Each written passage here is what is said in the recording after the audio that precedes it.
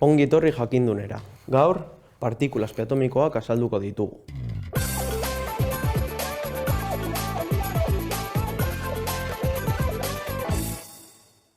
John Daltonen eredu atomikoarekin ezin ziren fenomeno fisiko guztiak azaldu. Beraz, 19. mendearen bukaeran eta 20. mendearen hasieran elektroia eta protoiak aurkitu ziren. Hau da, partikula atomikoak. Thomsonek 1887 urtean gasen iraunkortasun elektrikoaren esperimentu batean elektroiak aurkitu zituen. Hau da, azpipartikula bat E- idazten dena eta karga negatibo duena. Zein da bere karga negatiboa?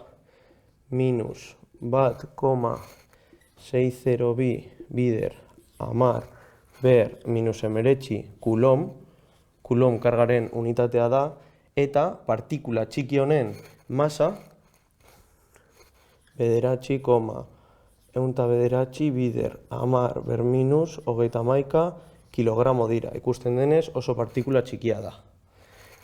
Ondoren, 1911 urtean, Rutherfordek bere eredu atomikoa azaltzeko protoia erabili zuen.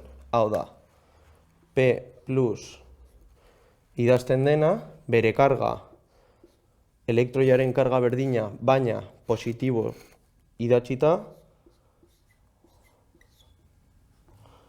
bider amar ber 19 kulom, baina, kasu honetan, protoiaren masa, elektroiaren masa, baino 105 aldiz handiagoa da.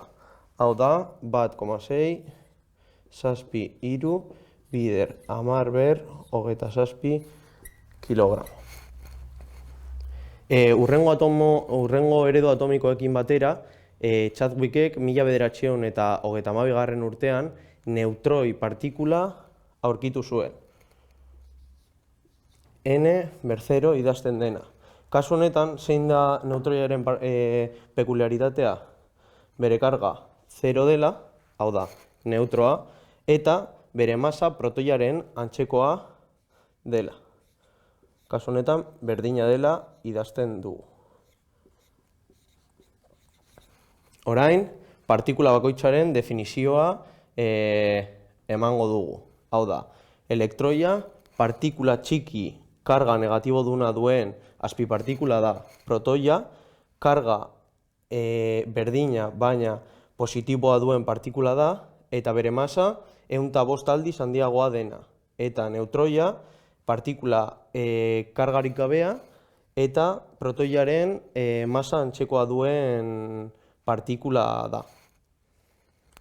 Hau izan da guztia, gogoratu, sare sozialetan eta web orrian jarraitu jakindun.